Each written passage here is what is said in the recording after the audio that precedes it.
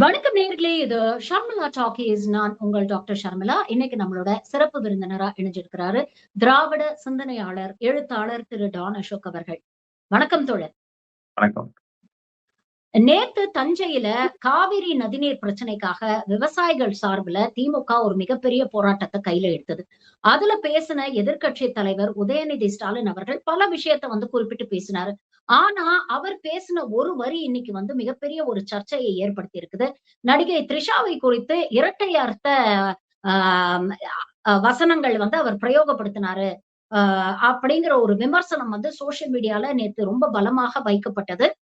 அவர் பேசின அந்த வீடியோவை நான் பார்த்தேன். எனக்கு அதுல உடன்பாடு இல்ல. அது தவறு. ஒரு எதிர்க்கட்சி தலைவராக அவர் அதை தவிர்த்திருக்கலாம் அப்படிங்கிறது என்னுடைய கருத்து. ஆனா அதை தாண்டி இந்த பிரச்சனை இன்னைக்கு ஒரு மிகப்பெரிய ஒரு விஸ்வரூபம் எடுத்திருக்குது. நேத்து பாத்தீங்கன்னா தாவேகா தரப்புல இருந்து சோசியல் மீடியா ஹேண்டில்ஸ்ல தாவேகா ஆதரவாளர்கள், நடுநிலையாளர்கள்னு சொல்லக்கூடிய பத்திரிகையாளர்கள், தாவேகா அமைச்சர்கள் எல்லாரும் இதை வன்மையாக கண்டித்து பதிவு போடுறாங்க. அடுத்தது நேஷனல் மீடியால இது மிகப்பெரிய ஒரு பேசும் பொருளாக, ஒரு சர்ச்சையாக மாறுகிறது. இன்று காலை உதயநிதி அவர் வீட்டு வாசல்ல போலீசார் குவிக்கப்படுகிறார்கள். திமுக அவசர அவசரமா கோர்ட்டுக்கு போறாங்க இந்த கைது நடவடிக்கையை தடுக்கணும்னு. ஆனா அதையும் மீறி இன்னைக்கு உதயநிதி கைது செய்யப்பட்டிருக்கிறார் அப்படிங்கறத நம்ம பார்க்க முடியுது. இந்த ஒட்டுமொத்த இன்சிடென்ட்டையும் எப்படி பார்க்க? இது முதல் படத்த சிவாஜி நடிச்சு வசனம் பேசி கரியரின் உச்சத்துக்கு போனவரு. எம்ஜிஆர் கத்தி சண்டை போட்டு கரியரின் உச்சத்துக்கு போனவரு. முதல் படத்திலிருந்தே பெண்களை ஆபாசமாக, அசிங்கமாக வைக்கக்கூடாத இடங்கள்ல எல்லாம் கைய வச்சு தடவுறதும், தன்னுடைய கடைசி படம் இப்ப வர்ற இந்த கடைசி படம் என்று சொல்லக்கூடிய அந்த படத்துல கூட ஒரு பச்சையான கேவலமான கெட்ட வார்த்தையை பேசி, அதுக்கப்புறம் அதுக்கு முன்னாடி லியோ ட்ரெய்லர்லயும் கேவலமான வார்த்தைகளை சகஜமாக டபுள் மீனிங்கும் அசிங்கமும் பெண்களை போகப் பொருளாக பயன்படுத்திய ஒரு தலைவனை, ஒரு நடிகனை தலைவனாக பார்க்கிற ஒரு கூட்டத்துக்கு எல்லாமே ரொம்ப ரொம்ப கேவலமான ஆபாசமான விஷயமாக தான் தெரியும். முதல்ல உதய் வேணுனே அந்த தவறான ஒரு அர்த்தத்துலதான் பேசினாரு அப்படிங்கிறதே என்னால ஏத்துக்க முடியல. இப்போ ஆமா இங்க தண்ணி வர்றதுதான் காவிரியில தண்ணி வர்றத பத்தி பேசிக்கிட்டு இருக்கும் போது, ஆமா அங்க தண்ணி வர்றதுதான் முக்கியம்னா அவங்க வீட்டுல தண்ணி வர்றதுதான் முக்கியம் தான் அர்த்தம். வீடுன்ற வார்த்தையை சேர்த்து சொல்லியிருந்தாருன்னா இப்ப இவ்வளவு இது வந்திருக்க வேண்டியதில்ல. எப்படி இந்த சனாதனத்தை ஒழிப்பேங்கிறத இந்துக்களை ஒழிப்பேன்னு அவர் சொல்லிட்டாருன்னு பாஜக பரப்புரை செஞ்சுச்சோ, அதே மாதிரி ஒரு கேவலமான ஒரு அசிங்கமான பரப்புரையை இந்த அசிங்கங்கள்லாம் சேர்ந்து பண்ணிட்டு இருக்குதுங்க. ஏன்னா நீங்க தமிழ்நாட்டினுடைய அரசியலையே தாவேகா வருகைக்கு முன் வருகைக்கு பின்னுன்னு பிரிக்கலாம். நல்ல தண்ணியில சாக்கடை தண்ணி கலந்த மாதிரி தாவேகாவினுடைய அரசியல் தமிழக அரசியல்ல கலந்துருக்குது. நீங்க என்றைக்கு ஒரு சிஎம் மேடையில அசிங்கமா பேசினதை பார்த்திருக்கிறோம். விஜய் வர்றதுக்கு முன்னாடி வாயில டேஷ்ன்னு வந்துரும். என்னது நான் கவர்ச்சி காட்ட நான் என்ன அப்படின்னு நிப்பாட்டுறது. இதெல்லாம் இன்னமும் என்னன்னா என்ன குழந்தைங்களுக்கு எல்லாம் பிடிக்குன்னு வேற பேசுற ஒரு தலைமை வாயில டேஷ் வந்துரும்னா, வீட்டுல அம்மா அப்பா ஏதாவது சாப்பாடு வைக்க போற வாயில டேஷ் வந்துரும்னு ஒரு குழந்தை சொல்லாத அதை பார்த்தா. அப்ப இவ்வளவு அசிங்கத்தை எல்லாம் மூளையில் ஏற்றி வைத்துக் கொண்டிருக்கிற ஒரு கூட்டத்துக்கு என்ன பேசினாலும் அசிங்கமா தான் தெரியும். அப்படிதான் இதையும் பார்த்திருக்கிறார்கள். ஒண்ணு. ரெண்டாவது, இந்த ஆட்சி வந்ததுல இருந்து ஒன்றிய அரசு அவ்வளவு மோசமான விஷயங்களை செஞ்சிட்டு இருக்குது. நீங்க 2வது இடத்துல இருந்து அவ்வளவு அதல பாதாளத்துல தொழில் வளர்ச்சியில போயிருக்குது. காவேரியை கொடுக்கல. இவ்வளவு பிரச்சனை இங்க நடந்துட்டு இருக்குது. அதுக்கெல்லாம் போராடாதவங்க இன்னைக்கு த்ரிஷாக்காக த்ரிஷான்னு சொல்லி இன்னும் இத்தனைக்கும் த்ரிஷாங்கிற வார்த்தையே அங்கே உதய் அவர்களின் வாயில இருந்து வரவே இல்லை. கூட்டத்துல விவசாயிகள் கத்துறாங்க த்ரிஷா த்ரிஷான்னு. அவங்க ஆட்சி மேல இருக்கிற கோவத்துல எங்க ஆட்சியாளர்களுடைய கவனம் இருக்கோ அதை சுட்டி காட்டி கோவத்துல கத்ததான் செய்வாங்க.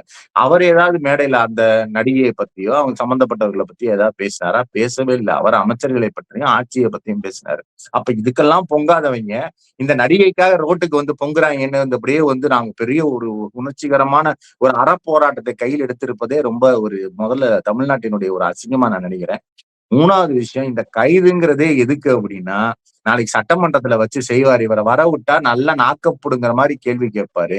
ஏன்னா நம்ம வாயே திறக்கிறது இல்லை. அவர் சொன்னபடி உதய் அவர்கள் சொன்னபடி பத்திரிகையாளர்களை பார்த்தா திருடன் ஓடுற மாதிரி ஓடுற ஒரு முதலமைச்சரை இன்னைக்கு நம்ம பார்த்திருக்கோம். அதே பின்னங்கால் பிடரி அடிக்க ஓடுறது அப்படிங்கறது முதலமைச்சர் எப்படி பத்திரிகையாளர்களை பார்த்து ஓடுவதுங்கிறத பார்த்தா நம்ம கத்துக்க முடியும். அப்படிப்பட்டவரை சட்டசபைக்குள்ள சிறையில வச்சு நல்லா அடிச்சு உடைச்சு கேள்வி கேட்கிற மாதிரி நாக்கப்படுங்கிற மாதிரி உதயநிதி அவர்கள் கேள்வி கேட்பாருன்ற பயத்துலதான் இன்றைக்கு இந்த கைது நடவடிக்கையை இந்த கேவலமான ஒரு விஷயத்தை செய்திருக்கிறார்கள். இதற்கு என்னோட வன்மையான கண்டனங்களை தெரிவித்துக் கொண்டு, இதை விட மெஜாரிட்டி அசுர பலத்தோட ஆட்சிக்கு வந்த ஜெயலலிதாவுக்கு என்ன ஆச்சு, நடுராத்திரில புகுந்து கலைஞரை கைது செய்தவர் கடைசியில சிறைச்சாலையில ஊதுபத்தி உருட்டின கதையெல்லாம் தமிழ்நாட்டுலதான் நடந்திருக்கு. விஜயின் ஆரம்பம் எப்படி இருக்குன்னு தெரியாது. முடிவை கண்டிப்பாக விஜயே எழுதி கொண்டிருக்கிறார் அப்படிங்கறதுல மட்டும் மாற்று கருத்தே கிடையாது. இன்னைக்கு ஆதவ அர்ஜுனா வந்து ஒரு அறிக்கை வெளியிட்டிருக்கிறாரு. அதுல என்ன சொல்லியிருக்கிறாருன்னா, அண்ணா உருவாக்கிய இயக்கத்தை ஆபாச மொழியால் அழிக்கிறார் உதயநிதி. பெண்களை இழிவுபடுத்தும் பேச்சை இந்த அரசு ஏற்காது அப்படின்னு ஒரு விஷயத்த வந்து பதிவு பண்ணியிருக்கிறாரு. இத பத்தி என்ன இந்த வர்ச்சுவல் வாரிசுங்கிறதே பெண்களை அசிங்கமாக பேசுவதற்காக உருவாக்கப்பட்டதுதானங்க. உங்க அண்ணன் பேசாத பேச்சா? இல்ல ஆதவர்ஜனா தன்னுடைய தாயையே பயன்படுத்தி கொள்ளவில்லையா பிரச்சாரத்துக்கு? அசிங்கமா ஒரு இட்டு கட்டின கதையை வந்து தாய் இதனாலதான் தற்கொலை ஜாதியாக தற்கொலை தாயின் மரணத்தை மீதே ஒரு பொய்க்கதையை எழுதி பரிதாபம் தேட பார்த்தவர்கள்லாம் பெண்களை பத்தி வருத்தப்படுவதும், தன் சொந்த குடும்ப பெண்களை ஐட்டம்னு தன்னுடைய வர்ச்சுவல் வாரியர்கள் திட்டிக் கொண்டிருந்த போது அதெல்லாம் ஒருத்தல்ல விடுங்கன்னு மேடையில பேசிய ஒரு தலைவனும், பெண்களை பார்த்ததோ த்ரிஷா தான் தமிழ்நாட்டு பெண்களின் ரெப்ரசன்டேட்டிவா? இதை விட தமிழ்நாட்டு பெண்களை வந்து கேவலப்படுத்த முடியுமா? உங்களுடைய வேலுநாச்சியார், உங்களுடைய கொள்கை தலைவர் வந்து தமிழ்நாட்டு பெண்களுடைய ரெப்ரசன்டேட்டிவா? த்ரிஷா தமிழ்நாட்டினுடைய ரெப்ரசன்டேட்டிவா? த்ரிஷா என்கிற ஒரு நபரை அங்க இருக்கிற மக்கள் பேசுறாங்க, மக்கள் கேவலம் பேசுறாங்கன்னா நீங்க பண்றதை வச்சு மக்கள் கேவலமாக பேசுறாங்க. ஊர்வாயை அடக்க முடியுமா? உங்களுடைய கட்சியில் என்ன பேசுறாங்க? தங்கச்சியாவும் இருப்பேன், பொண்டாட்டியாவும் இருப்பேன்பாங்க. அவங்களையும் நம்ம தமிழக பெண்களினுடைய பிரதிநிதிகளாக எடுத்துக்கலாமா? கேவலமானவர்களால் கேவலமானவர்களுக்காக கேவலமானவர்களே நடத்துகிற ஒரு கட்சி தான் தேவைக்கா. அவங்க வந்து ஏதோ தமிழ்நாட்டு பெண்கள் மானத்தை எல்லாம் காப்பாத்த வந்த நான் தான் காப்பாத்துவேன்னு இந்த கவுண்டமனை குதிக்கிற மாதிரி குதிக்கிறதுலாம் ரொம்ப ரொம்ப கேவலமான ஒரு விஷயமாக இருக்கிறது. திமுக பெண் சொத்துரிமை கொண்டு வந்ததுல இருந்து, நீதி கட்சி காலத்துல ஓட்டுரிமை கொடுத்ததுல இருந்து, பெண் சொத்துரிமையில இருந்து ஒவ்வொரு விஷயத்திலையும் மகளிரை எவ்வளவு முன்னேற்றி இருக்கிறாங்க. போன தேர்தல் அறிக்கையில கூட பெண்களுக்கான குழந்தைகள் காப்பகம், வேலைக்கு செய்யணும் பெண்களுக்கான குழந்தை காப்பகத்தை தேர்தல் அறிக்கையில கொடுத்த ஒரு கட்சி திமுக. நீங்க உதயநிதி அவர்களுடைய படத்தையே எடுத்துக்கோங்க. இந்த மாதிரி விஜயினுடைய படங்கள் போல ஆபாசமான வசனங்களோ அருவருப்பான இந்த தடவல்களோ எல்லாம் இல்லாமதான் அவர் நடித்த கொஞ்ச நெஞ்ச திரைப்படங்களையும் அவர் வந்து நடித்திருக்கிறார். நீங்க இவ்வளவு கேவலமான ஒரு கட்சியை வைத்துக் கொண்டு இன்றைக்கு ஏதோ இந்த அம்மாவை வச்சுக்கிட்டு இந்த ஒரு பொய்யான வதந்தியை வச்சுக்கிட்டு திமுகவை பெண்களுக்கு எதிராக நம்ம எப்படி பாஜக இந்துக்களுக்கு எதிராக திமுகவை கட்டமைக்கலான்னு பார்த்துச்சோ அது போல திமுகவை பெண்களுக்கு எதிராக மாத்தலான்னு பாஜகவின் ஐடி விங்கு, பாஜகவின் தமிழ்நாட்டு விங்கான தாவேகா வந்து ட்ரை பண்ணிட்டு இருக்குன்றதை தவிர வேற ஒன்றும் சொல்வதற்கு இல்லை. இத டைமிங் ஆஃப் திஸ் இன்சிடென்ட் வந்து நாம ரொம்ப முக்கியமாக பார்க்க வேண்டியிருக்கு. ஒரு பக்கம் வந்து நீங்க சொன்ன மாதிரி நாளைக்கு சட்டமன்றம் ஆரம்பிக்க போகுது, பட்ஜெட் தாக்கல் பண்ண போறாங்க. இந்த காவிரி பிரச்சனை மிகப்பெரிய ஒரு பிரச்சனையாக வந்து மாறிக்கிட்டு இருக்கு. இன்னொரு பக்கம் கரண்ட் பில் ஏகப்பட்ட கம்ப்ளைண்ட்ஸ் வந்திருக்கு அப்படிங்கிற விஷயம் வந்து ஒரு மிகப்பெரிய சர்ச்சைக்குள்ளா இருக்கு. அப்ப இந்த விஷயங்கள் எல்லாம் நாளைக்கு சட்டமன்றத்துல நாங்க கேள்வியா எழுப்புவோம் அப்படின்னு உதயநிதி நேத்து மேடையில பேசுறாரு. இப்படிப்பட்ட ஒரு சூழ்நிலையில தான் இரவோடு இரவாக எல்லா மாவட்டத்துல இருக்கக்கூடிய மாவட்ட செயலாளர்கள், தாவேகாவுடைய மாவட்ட செயலாளர்கள், எம்எல்ஏக்கள், அமைச்சர்களுக்கெல்லாம் வந்து இந்த பிரச்சனையை வந்து சீரியஸா எடுக்கணும் அப்படின்னு செய்தி பறந்திருக்கு அப்படின்னு விகடன் ஊடகத்துல ஒரு செய்தியே வந்து போட்டிருக்கிறாங்க. இரவோட இரவா மாநிலம் தழுவிய ஒரு போராட்டத்தை வந்து இவங்க ஆர்கனைஸ் பண்ணியிருக்கிறாங்க. அப்போ தாவேகா சப்போர்ட்டர்ஸ மொபிலைஸ் பண்றது அப்படிங்கிறது இவங்களுக்கு ஒரு பெரிய பிரச்சனை கிடையாது. இவங்க நினைச்சா இவங்க ஏதாவது ஒரு பிரச்சனைக்கு தாவேகா ஆதரவாளர்களை மொபிலைஸ் பண்ணணும்னா இவங்களால பண்ண முடியும். அதை எதற்காக பண்றாங்க அப்படிங்கிற ஒரு கேள்வி இருக்கு இல்லையா? இங்க இருக்கக்கூடிய பிரச்சனைகள் எத்தனையோ இருக்கு. அதெல்லாம் விட்டுட்டு இப்ப இதற்காக போராட வேண்டிய ஒரு தேவை என்ன வந்தது? நீங்க அந்தந்த கட்சிக்கான கொள்கை என்னவோ அதுக்காக தானே போராடுவாங்க. நீங்க தாவேகாவினுடைய கொள்கை என்ன? அண்ணே ஆல்ரெடி வந்து த்ரிஷா நற்பணி மன்றம்னு தாவேகாக்காரங்க நற்பணி மன்றம் கூட இல்ல. என்னது சங்கம் வச்சு மதுரையில எல்லாம் வந்து தொடர்ந்து அதுவும் என்னன்னா தமிழ்நாட்டு அரசின் அனுமதி பெற்ற முதல் சங்கமா. நேற்று நான் வந்து போஸ்டர் எல்லாம் பார்த்தேன். இதெல்லாம் தயாரிச்சு ஆல்ரெடி அண்ணின்னு சொல்லி போஸ்டர் அடிப்பதும் தயாராகிட்டு இருக்காங்க.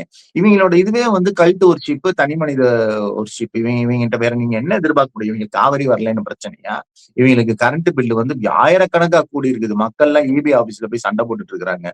என்ன நடந்துச்சுன்னே நிர்மல்குமாருக்கும் தெரியாது, யாருக்கும் தெரியாது.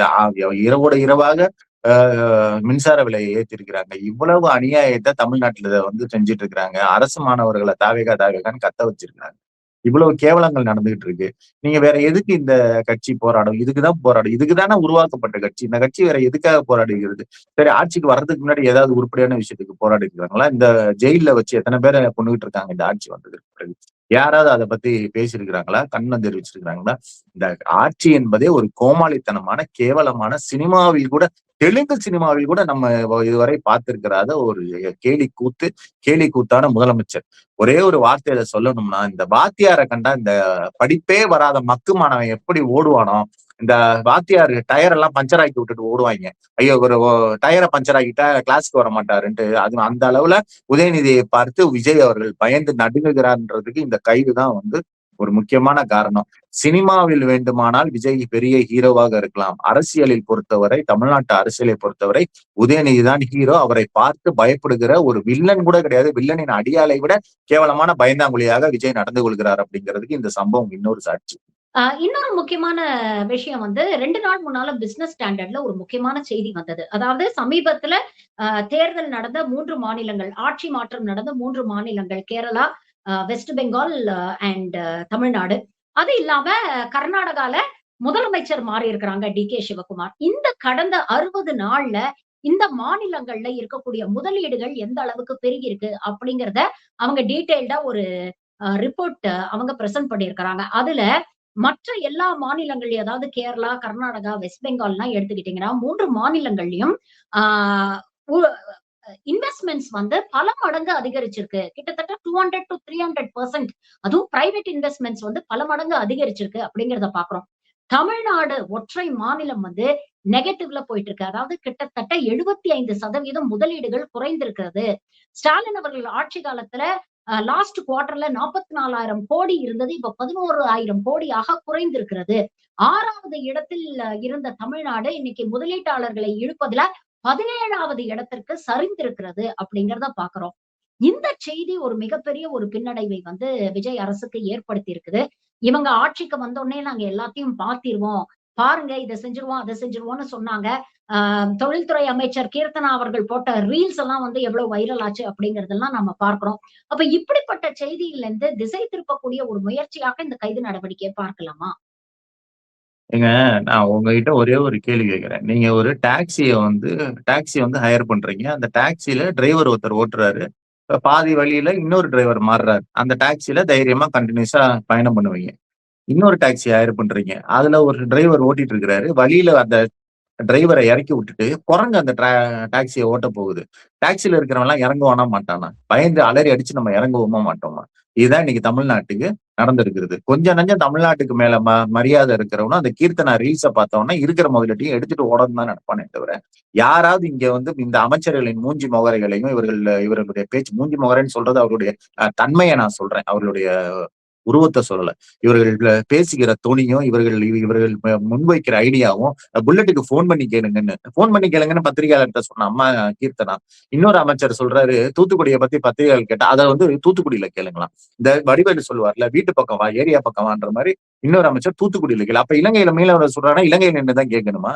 இப்படிப்பட்ட அமைச்சர்கள், பவுடர் போடுற அமைச்சர்கள், அதான் அழகா உதயநிதி அவர்கள் பட்டியல் போட்டாரு. அதானே இவங்களுக்கு இப்ப கோவமே. இப்படிப்பட்ட ஒரு அமைச்சரவை, இப்படிப்பட்ட ஒரு ரீல்ஸ் மட்டுமே ஷூட்டிங்கை விட்டுட்டுதான் அரசியலுக்கு வந்தேன்னு ஒரு பச்சை பைய சொல்லிட்டு அரசியலே ஷூட்டிங்காக நடத்தி கொண்டிருக்கிற ஒரு முதலமைச்சர். இவங்களெல்லாம் பார்த்தா உங்ககிட்ட நான் கேட்கிறேன், உங்ககிட்ட ஒரு 2,000 கோடி 5,000 கோடி இருக்கு. தமிழ்நாட்டுல முதலீடு பண்ணுவீங்களா இன்னைக்கு இருக்கிற நிலைமையில? நான் பண்ண மாட்டேன் என்னுடைய தமிழ்நாட்டுல. நீங்க இவங்களை நம்பி பண்ணுவீங்களா? அப்புறம் எப்படிங்க பண்ணுவாங்க? மக்கள் தான் ஓட்டு போட்டாங்கன்னா முதலீட்டாளர்கள்லாம் முட்டாளுங்களா? அவங்களுக்கு ஒரு அரசு நடக்க வேணாமா? நீ அரசு மோசமான அரசு நல்ல அரசுங்க 2வது. இது அரசா முதல்ல? இது பேர் ஒரு அரசாங்கமா? நிர்மல்குமாரும் ஆதவர்ஜனாவும் கீர்த்தனாவும் பவுடர் சரத்தும் தமிழன் பார்த்திபனும் அமைச்சர்களா? ஸ்ரீராமா ஸ்ரீநாத்தா தூத்துக்குடிக்கு வந்து கேள்விகள் சொல்றவர் அமைச்சரா? அப்ப இந்த இந்த இதுல நீங்க எப்படி முன்னேற்றம் வரலன்னு வேற நம்ம எப்படி ஏமாற்றம் அடைய முடியும்? குரங்கு டாக்ஸி ஓட்டினா அந்த டாக்ஸில எவனாவது ஏறுவானா? குரங்கு ஓட்டி கொண்டு இருக்கிற டாக்ஸி யாரா நிப்பாட்டுவானா முதல்ல? அப்படிதான் தமிழ்நாடு அரசு இன்றைக்கு இருக்கிறது. இந்த குரங்கை திருப்பி இறக்கி விட்டு, அதாவது நான் அரசு சொல்றேன், எந்த தனி மனிதர்களையும் சொல்லல. குரங்கு போல இந்த தமிழ்நாட்டு அரசை கையாண்டு கொண்டிருக்கிறவர்கள் குரங்கு கையில மாலைங்கிறத நம்ம வந்து கண்கூடாக பார்க்கிற ஒரு தலைமுறையாக நம்ம இருக்கிறது தான் மிகப்பெரிய துரதிருஷ்டமா நான் பாக்குறேன். அதே மாதிரி இந்த கிளிய வளர்த்து குரங்கு கையில கொடுக்கறது எல்லாமே இன்றைக்கு தமிழ்நாட்டுக்கு வந்து பொருத்தம். எங்கேயோ மேல இருந்த தமிழ்நாடு ஏதோ அடுத்த இடத்துக்காவது வந்திருக்கலாம். இப்படி பாதாளத்துல போய் உழுவும் நான் வந்து கனவுலையும் நினைச்சதில்ல. அப்படி ஒரு நிலைமை தமிழ்நாட்டுக்கு நடந்திருக்கிறது. முதலீடு மட்டும் இல்ல, ஹெல்த் கேரு, எஜுகேஷனு எல்லாத்துலயும் நம்ம மிகப்பெரிய வீழ்ச்சியை தான் நம்ம சந்திச்சுட்டு இருக்கிறோம், சந்திக்க தான் போறோம். இந்த மாதிரியான அதிர்ச்சிகள்லாம் என்ன நம்ம எதிர்பார்க்காது. நீங்க என்ன எதிர்பார்த்தீங்களா? மாற்றத்தை கொண்டு வந்துருவாங்கன்னு. நாம தான் அடிச்சுக்கிட்டோம். டேய் மாற்றம் என்பது குரங்குல இருந்து மனுஷன்ட்ட போறது, மனுஷன்ட்ட இருந்து குரங்கிட்ட போறது இல்லடா நம்ம அடிச்சுக்கிட்டோம். அது மாற்றம்னு மாத்தினா இப்படிதான் ஆகும். இது இது அட்லீஸ்ட் திருப்பி சரி செய்யற அளவாவது இவங்க இந்த அரசாங்கத்தை விட்டுட்டு போவாங்கன்ற ஒரு நம்பிக்கையோட தான் நம்ம இருக்க முடியுமே தவிர, இவங்க கிட்ட முன்னேற்றத்தெல்லாம் இந்த எதிர்பார்ப்பது என்பது ரொம்ப ரொம்ப ஒரு தவறான ஒரு விஷயமாக நான் பாக்குறேன். பகுத்தறிவு ஒவ்வாத ஒரு விஷயமா நான் பாக்குறேன். இது கிட்டத்தட்ட ஒரு போலீஸ் ஸ்டேட் மாரி மாறிக்கிட்டு வருதா? விமர்சனம் வைக்கக்கூடிய அதுவும் குறிப்பாக திமுகவை சேர்ந்தவர்கள் யாரு பேசினாலும், அவங்க பேசுற அந்த ம முழு பேச்சுலேருந்து ஒரு ஒற்றை வரிய மட்டும் எடுத்து, அத வச்சு அவங்க மேல வழக்கு பதிவு பண்றது, அவங்கள தூக்கி உள்ள வைக்கிறது. நேத்து தான் பாருங்க, இதற்கு முன்னால பேசின திமுக எம்எல்ஏ அவர்களுக்கு ஜாமீன் கிடைச்சு நேத்து தான் அவர் வெளியில வந்திருக்கிறாரு அப்படிங்கிறத பார்க்கிறோம். அதுக்குள்ள இன்னைக்கு எதிர்க்கட்சி தலைவரான உதயநிதிய கைது பண்ணியிருக்கிறாங்க. விஜய்க்கு இருக்கக்கூடிய இந்த தைரியம் கடந்த ஆட்சியில திமுகவுக்கு இல்லையோ அப்படிங்கிற ஒரு கேள்வியும் நாம கேட்க வேண்டியிருக்கு.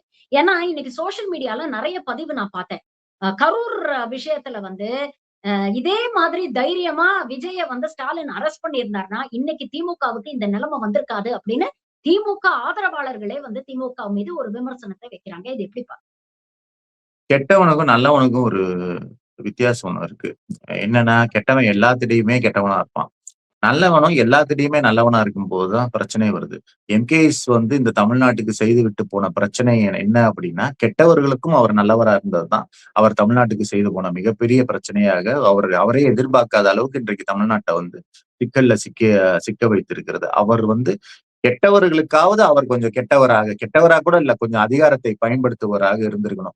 பொய்த்தொலைன்னு விடுவது அல்லது சட்டம் பார்த்துக்கிட்டோன்னு நீங்க ஒரு கமிட்டியை போட்டு விட்டு அவர் அதுக்காக ஒன்னும் கண்டுக்காம விட்டாரு அப்படிலாம் இல்ல. அவர் இங்க இருக்கிற ஒரு இன்வெஸ்டிகேட்டிவ் டீம் போட்டாரு. அதுக்கப்புறம் சிபிஐக்கு மாத்தினாங்க. அவர் என்ன செய்யணுமோ அதுதான் பண்ணாரு. ஆனால் இன்னும் கடுமையான ஒரு ஒரு நடவடிக்கை இந்த மாதிரி கெட்டவர்கள் கிட்ட, இந்த மாதிரி மோசமான ஆட்கள் கிட்ட தமிழ்நாட்டுக்கான ஆபத்தா உங்களுக்கு தெரியுது, ரெட் பிளாகா தெரியுது, தமிழ்நாட்டுக்கான ஒரு அருவருப்பான ஒரு கரும்புள்ளி தமிழ்நாட்டை நோக்கி வந்துட்டு இருக்கும் போதுன்னா அதை எப்படியாவது அடக்கி இருக்கணும். ரொம்ப இரும்புக்கரம் கொண்டு அதுக்கு அதனுடைய இடத்தை அவர் காண்பித்திருந்தாருன்னா இன்னைக்கு இதெல்லாம் இப்படி ஆட்டம் போட்டுட்டு இருக்காது அப்படிங்கறதா நான் சொல்லிக்கொள்ள விரும்புகிற ஒரே ஒரு விஷயம். ஆனா இந்த ஆட்டம் இருக்குல்ல, இந்த அரசியல் ஆணவம் ஆட்டம் நிரந்தரம் கிடையாது. இது தெரிஞ்சதுனாலதான் எம்கேஎஸ் அவர்கள்லாம் அதிகாரம் வந்ததுக்கு அப்புறம் வர்றப்ப ஒரு மாதிரி ஆடுறது, அதிகாரம் இல்லாத எப்பயுமே சமநிலையில இருக்காங்க. இதெல்லாம் தெரியாது. இந்த குப்பை போய் கோபுரத்துல ஒட்டின உடனே நம்ம தான் கடவுள்னு நினைச்சுக்குது.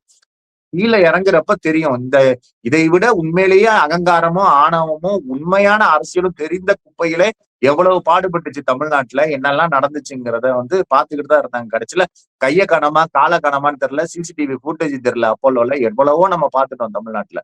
இதெல்லாம் கொஞ்சமாவது வரலாறு இனிமையாவது நீ தமிழ்நாட்டினுடைய ஆக்கப்பூர்வ வரலாறு தெரிஞ்சுக்கிறியோ இல்லையோ, தமிழ்நாட்டில் ஆணவத்தால் ஆட்டம் போட்டவர்களின் அழிவு வரலாற்றையாவது விஜய் தெரிந்து கொள்ள வேண்டும். அப்பதான் கொஞ்சமாவது அடக்கம் வரும்னு அவருடைய ஒரு நலம் விரும்பியாக நான் கேட்டுக்கிறேன். இல்லைன்னா அவருடைய ஆட்சி அற்ற காலம் இருக்குல்ல, அதிகாரமற்ற காலம் ஒண்ணு வரவே வராதா? நீ எம்ஜிஆரே பாராளுமன்ற தேர்தல்ல தோத்தவர் தான். எம்ஜிஆரே இன்னும் அந்த எலெக்ஷன்லயும் நின்றதான் தோத்து தான் போயிருப்பாரு. யாருமே நிரந்தர முதல்வர் கிடையாது. ஜோதி பாசு தோக்கலையா? இங்க எவ்வளவோ எல்லாருமே ஒரு நாள் தோல்வியை சந்திக்கதான் வேணும். ஆனால் அந்த தோல்வியை நீங்க சந்திக்கும் போது ரொம்ப ரொம்ப ரொம்ப மோசமான ஒரு நிலைமையையும் சந்திப்பீர்கள்ன்றத விஜய் கொஞ்சமாவது உணர வேண்டும். வேற ஒன்னும் சொல்வதற்கு பல்வேறு விஷயங்களை இன்னைக்கு எங்களோட பகிர்ந்துட்டீங்க. உங்கள் நேரத்துக்கும் கருத்துக்களுக்கும் மிக்க நன்றி. Thank you very much.